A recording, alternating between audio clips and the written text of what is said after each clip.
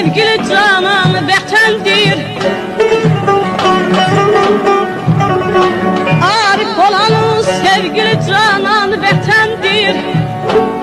Həm namusu, həm qeyrəti, vicdanı vətəndir.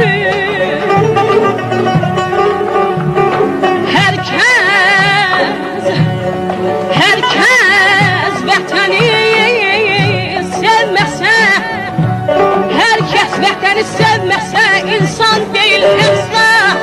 İnsan olanın cismi də həm canı vətəndir.